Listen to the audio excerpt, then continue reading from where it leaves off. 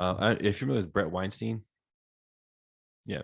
So he was on Rogan, He's and he was not a virologist, by the way. he is not. He's not that for sure. He's not a virologist.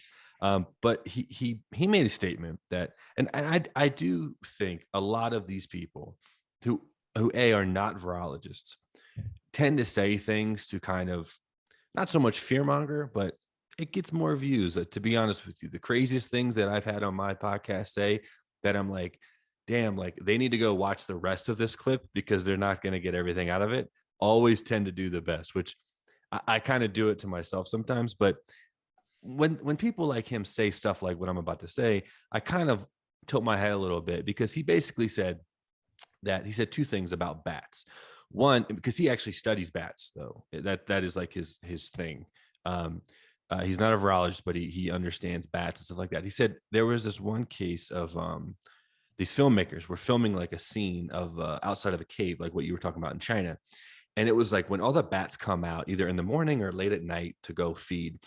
And they basically, the entire crew basically had the guano all over them, which is, if anyone's listening, that's bat poop, all over them. It went in their eyes, their mouths, every single one of them, except for one person died within like the next week because they got deathly ill.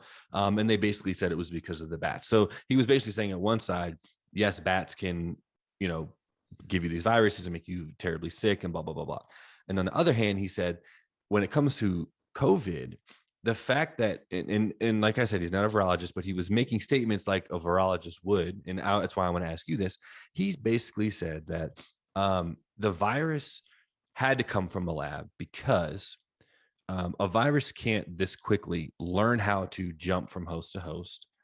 And then also he said the other thing was it can't be as infectious as it is from the jump. It has to learn how to do those things over extended period of time, unless if it had those attributes injected into it.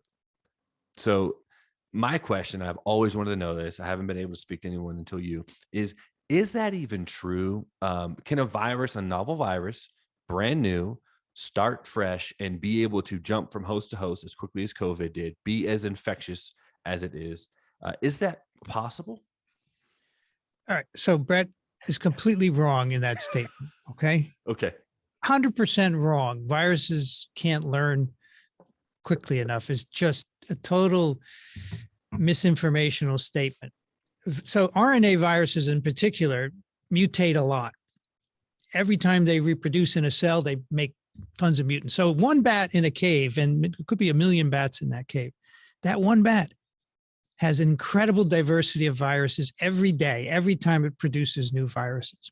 And the whole cave full of bats can make a virus that would infect a human somewhere on Earth really well by chance, because that's the way mutation works. But there are no humans in the cave most of the time. So that virus ends up fizzling out in the bat and you never see it. And that's what this is all about. Chance encounters between humans and some other animals. So what we know is that in a bat, and in fact, the virus is isolated in Lao, there's a part of the spike protein of SARS-CoV-2 that attaches to the receptor, right? It's called the receptor binding domain.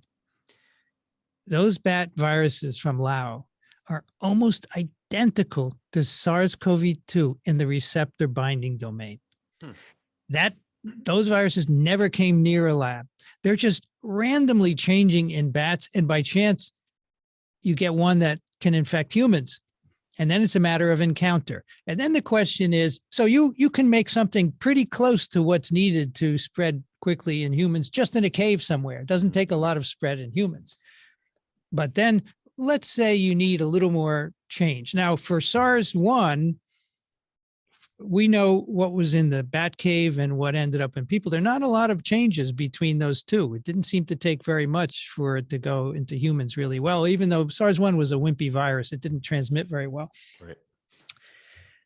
You don't need a lot of change, or you might need quite a bit, but we are completely comfortable, virologists, meaning we, saying maybe this virus entered people in January of 2019. It was just kind of percolating around in the countryside among the farmers who farm bat poo.